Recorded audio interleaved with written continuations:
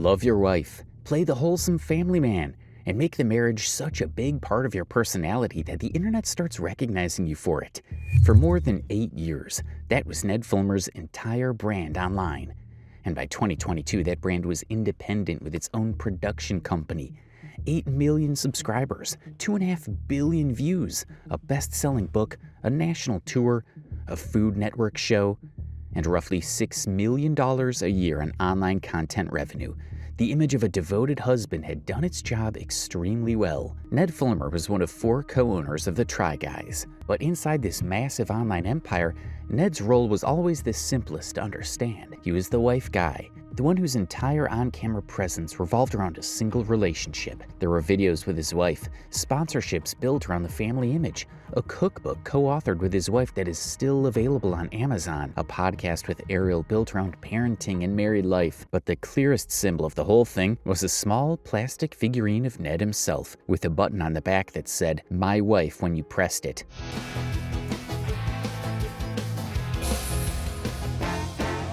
My wife!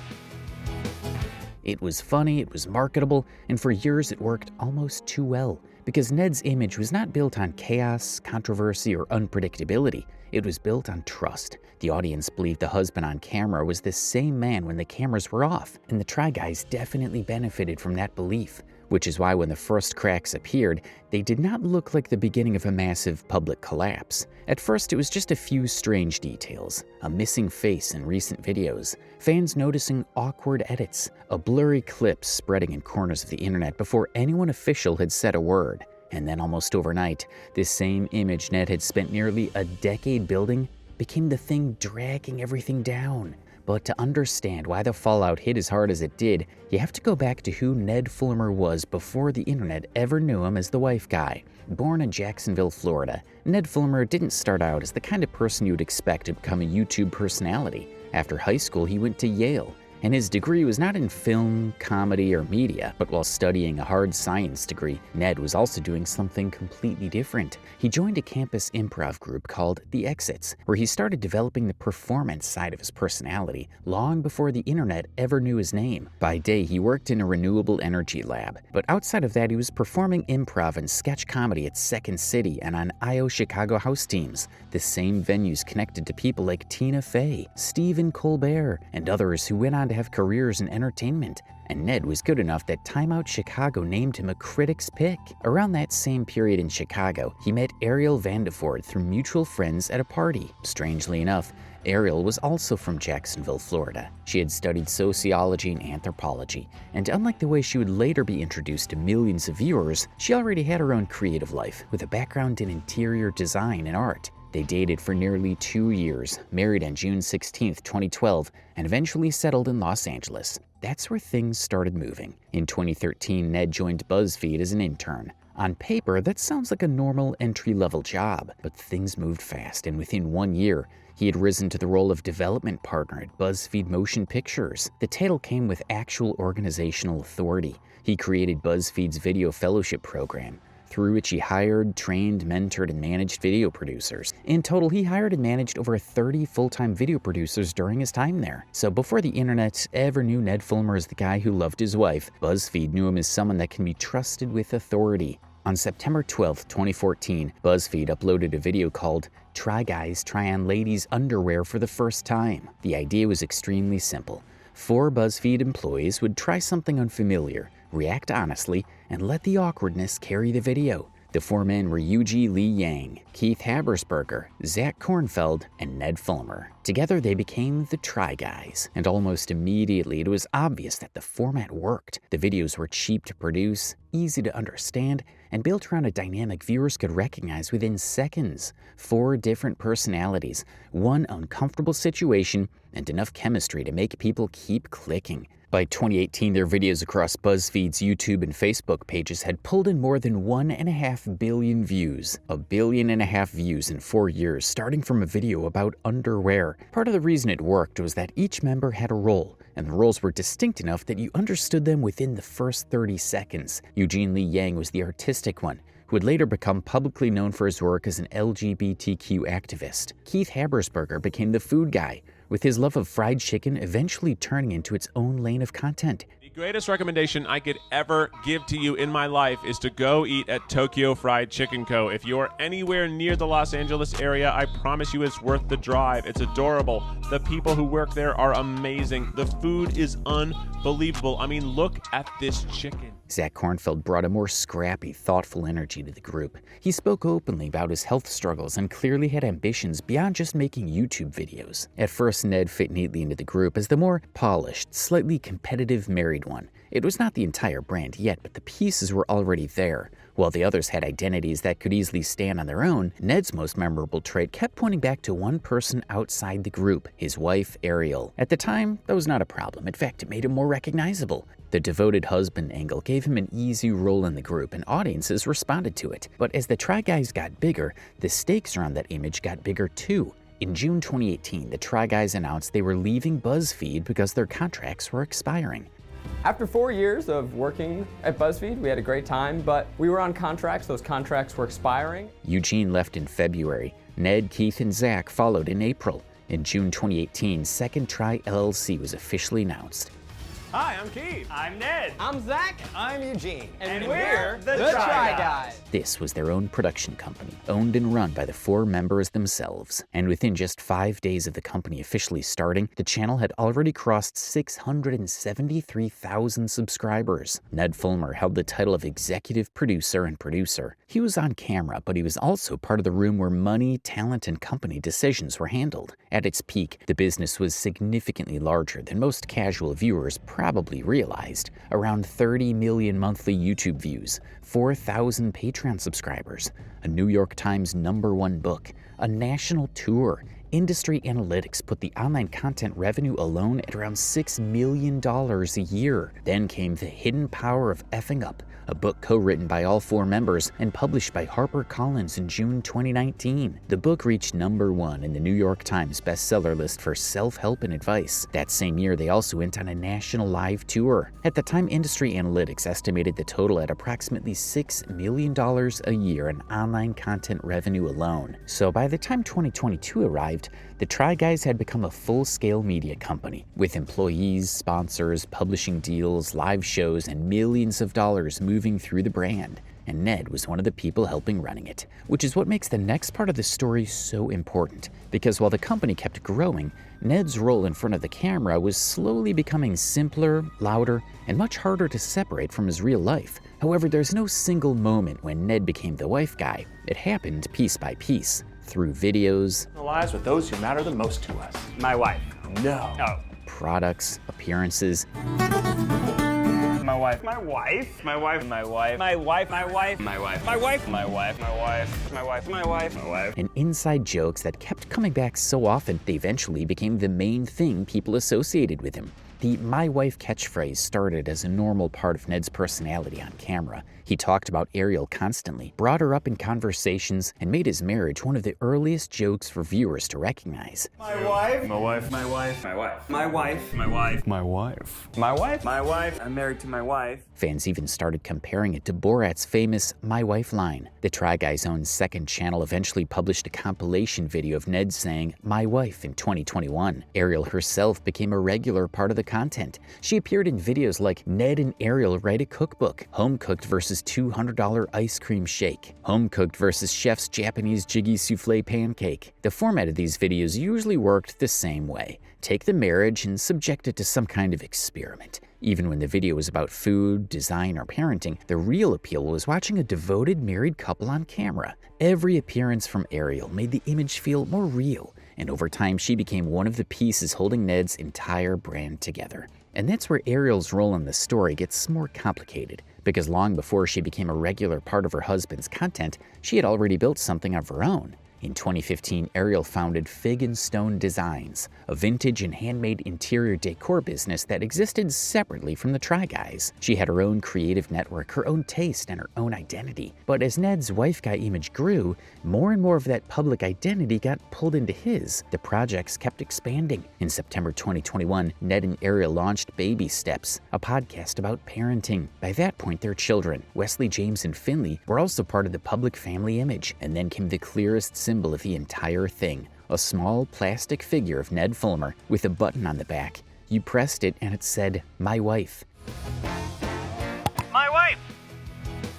Fans bought it voluntarily because they were invested enough in the brand to want a physical object that embodied it. The Verge later described Ned as someone who had built a fan base around the relationship itself, which is why the wife guy label stuck so easily. Coco McCo put the risk even more clearly when she told The Hollywood Reporter that Ned being the wife guy made him profitable, but that it was not necessarily as stable as just leaning into yourself. That was the problem hiding underneath the joke. The image worked because it felt personal, but because it felt personal, it also depended on viewers believing that what they were watching was real. Even Ned seemed to understand how blurry the line had become. And behind the try, he admitted that he had never imagined his family life would become so closely tied to his career. And then I became kind of known for my own relationship, and then I did more of it. I don't know. Maybe I should think about it more. I just kind of do it because it's like digital media and YouTube culture is, I don't know, kind of showing who you are as a person. But he kept leaning into it anyway. For years, the family image kept showing up in public content. And from the outside, it looked like one of the safest brands a YouTuber could possibly have. But not everyone watching saw it that way. A piece in the Brandy's Hoot published on September 30th, 2022 made an observation that stood out, because it was written while the story was still unfolding, not years later with the benefit of hindsight. After all, for years, the whole joke was that Ned loved his wife so much he could not stop talking about her. Maybe the joke had always been harmless. Maybe it was just a bit that got bigger than anyone expected. Or maybe the louder Ned pressed the button, the more people should have wondered why he needed everyone to hear it. My wife! All of that, the catchphrase, the figurine, the cookbook, the parenting podcast, 8 years of architecture built one piece at a time, each piece adding to the one before it. And the woman who was about to dismantle all of it had been inside that brand for most of that time. She had her own place inside the Try Guys universe and had for years. Her name was Alexandria Herring, and she went by Alex. She grew up in California and later studied communication and media studies. Like a lot of people trying to break into entertainment in Los Angeles, she started wherever she could, first working retail at Gilly Hicks, and then taking freelance production assistant jobs, before eventually landing a production manager job at Second Try LLC. When the Try Guys left BuzzFeed and formed Second Try LLC in June 2018, Alex came with them. She joined the company in August 2018 as a production manager. 2 years later, she was promoted to associate professor. By this point in time, she had developed enough of a presence within the broader Try Guys ecosystem to appear on camera as a co-host of Food Babies, a spin-off series she hosted alongside senior editor YB Chang. Before the Try Guys, she worked retail at Gilly Hicks and took freelance production assistant jobs, slowly building her way into the industry. And Alex had a public relationship of her own. For years, she had been with a man named Will Thayer. According to reports, they'd been together for around 10 to 11 years and were engaged. Will had also documented parts of that life publicly through photos on Instagram, creating a digital record of a relationship that went back to around the same period when Ned was still doing improv in Chicago. In other words, she had a visible place in the Try Guys universe and a personal life that some fans had seen pieces of online. But there was another detail that most viewers had no reason to think about at the time: the structure of the company itself. Ned Fulmer was a co-owner and executive producer of Second Try LLC, while Alex Herring was an associate producer. He may not have been her direct day-to-day manager, but he was still one of the owners of the company that employed her, paid her, and had the power to decide whether she kept working there. And then, before anyone from the Try Guys explained anything, something on the channel started to look off. Sometime in September 2022, Try Guys fans started noticing that Ned was missing from several videos in a row. The Try Guys always had a standard intro sequence that opened every video and featured all 4 members together. But around this time, viewers noticed something stranger. The Try Guys had a new intro, and Ned was absent from it.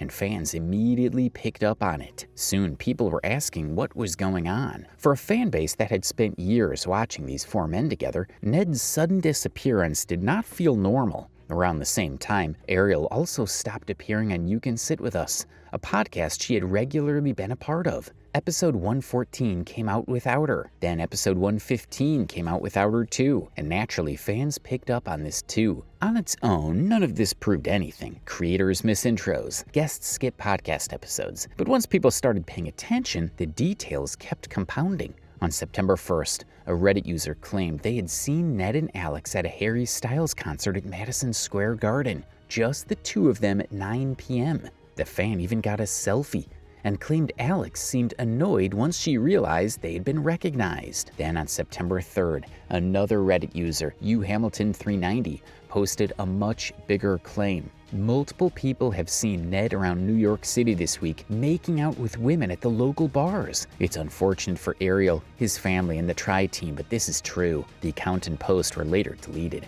Another Redditor commented on Hamilton390's post, claimed that he was making this up. To this, Hamilton390 messaged X privately. In those messages, Hamilton390 shared screenshots from an Instagram conversation. In that conversation, a seemingly random person, let's call them Z, contacted Hamilton390 and said they saw Ned and Alex kissing in a club at New York City. Z also included a blurry video. Hamilton390 also claimed they had spoken to Ariel for about an hour about what was happening. To prove he actually knew Ned, Hamilton390 sent us a screenshot of Ned saved in their phone contacts. Then came the biggest detail. The Reddit user Hamilton390 claimed to be Will, Alex's fiance and partner of more than 10 years. At first, X thought the messages looked fake, so he didn't post them publicly. Meanwhile, a Twitter account at Ned Fulmer Expose claimed someone had edited the screenshots and uncovered Z's Instagram username. And because Z and Will found each other on Instagram, people took it as evidence that Hamilton390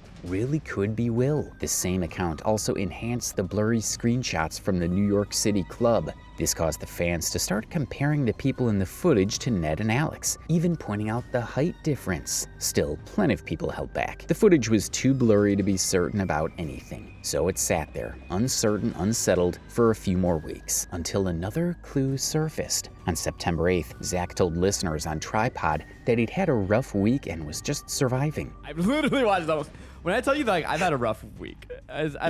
Sure. And this has been. It's a joy. For most listeners, that could have meant anything. But for fans already tracking Ned's absence, Ariel's absence, and the Reddit rumors, it felt like one more piece in the pile. And still, the thread kept unraveling. After September 8th, Ned also stopped appearing in the Try Guys Instagram posts, and the comments became more certain with every new absence. By then, a growing part of the community had already turned against Ned. On September 21st, the Try Guys announced that they would only release one video per week through October. That announcement pushed the tension even higher. People started wondering if the slower upload schedule existed because the team needed time to edit Ned out of upcoming videos. A few days later, viewers found what looked like evidence that Ned had been edited out of the Try Guys stand-up comedy. In one shot, fans pointed to a man in the background wearing a red shirt. Fans believed it was the same shirt Ned had worn before, which meant he might have been present at the set, and yet his face didn't appear in a single frame of the published video, confirming the doubts of the viewers. Then came the part that made the whole story feel even stranger, because as the speculation grew online, Ned and Ariel suddenly started posting Instagram stories showing family time, including biking, pizza night, and snuggles. But people were not fully convinced, believing it was all a staged act. Some pointed out that the pizza night story appeared around 2:50 p.m. in their time zone, but the caption said, "Homemade pizza night." Then Will Thayer's Instagram actively began to draw attention. His account appeared to go public, then private, then public again. Photos of Alex disappeared, and at some point he appeared to unfollow her entirely. On September 27th, Jake LaRosa, a former Second Try employee whose last day had reportedly been September 23rd, posted a TikTok about the cheating speculation. At that point, the company could no longer stay silent. And finally, it was time for the Try Guys to address the matter. On September 27th, the Try Guys announced on Instagram that Ned Fulmer is no longer working with the group. After the announcement, Ned posted his own statement. In it, he admitted that he had lost focus and had a consensual workplace relationship. Ariel also released a statement of her own, but she did not go into specific details. She thanked people for reaching out and asked for privacy for the sake of their family. With the official confirmation of what the internet had been speculating for weeks, the public reaction turned against Ned almost immediately. For years, he had built his identity around being the my wife guy, and a huge part of the audience had believed that image. He was the devoted husband, the family man, the safe one in the group. So when the statement came out, the gap between the image and the reality was impossible to ignore. How dare Ned have his whole personality be about being a loving husband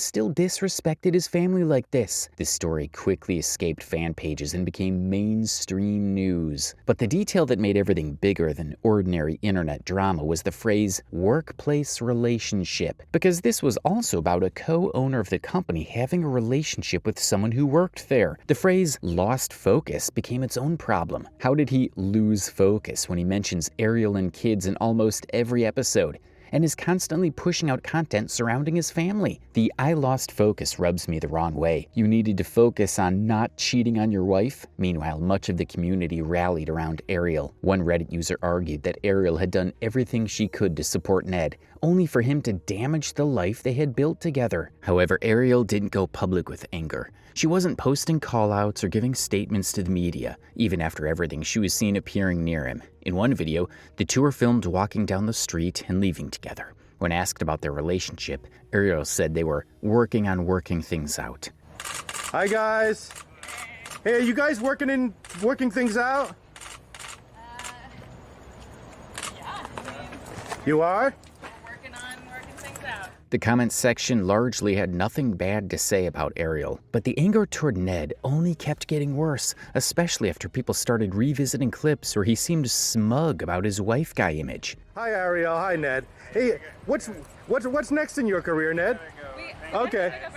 His smugness is what gets me riled up. Ariel is the real victim here. Not an ounce of regret from Ned. He loves it. Then on the night of October 3rd, 2022, the Try Guys uploaded a video to their YouTube channel. In the video, they explained that they had learned about Ned's workplace relationship, which had apparently been going on for some time. Ned confirmed the reports and since confirmed that this had been going on for some time, which was obviously very shocking to us.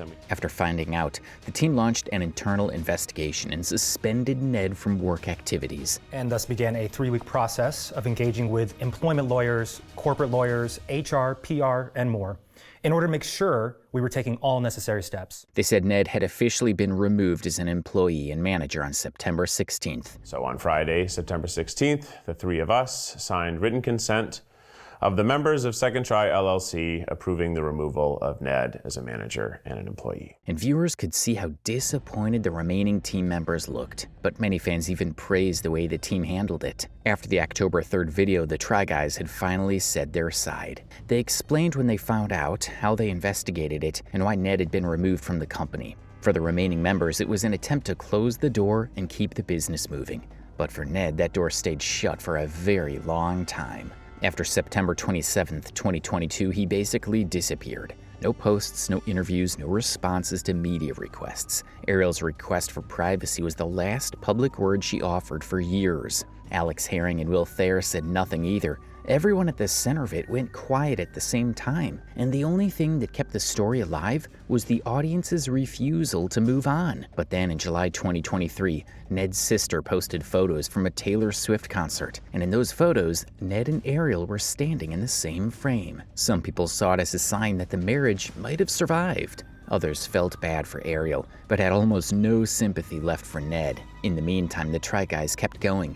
New videos, same company, same structure, just one fewer face in the intro. And for a while, it looked like that might be where the story ended. But eventually, it became clear that Ned was not planning to stay gone forever. In a September 2025 People interview, Ned finally made his first public appearance since the scandal. In it, he said that for a long time he wanted nothing to do with social media or the internet. He said it had not been good for his mental health. He didn't say he was ashamed. He didn't mention what he was doing to repair what he had broken. What he said was that social media hadn't been good for his mental health. For most people watching, that was not the explanation they'd been anticipating for the past 3 years. But more importantly, in the same interview, Ned announced a podcast called Rock Bottom. The podcast would be a series of conversations about rock bottom, the worst, most public, most embarrassing moments of people's lives, and what they did afterward. And Ned had a very obvious reason to build a show around rock bottom moments. His own scandal ranked number 6 on Time's list of the most viral moments of 2022,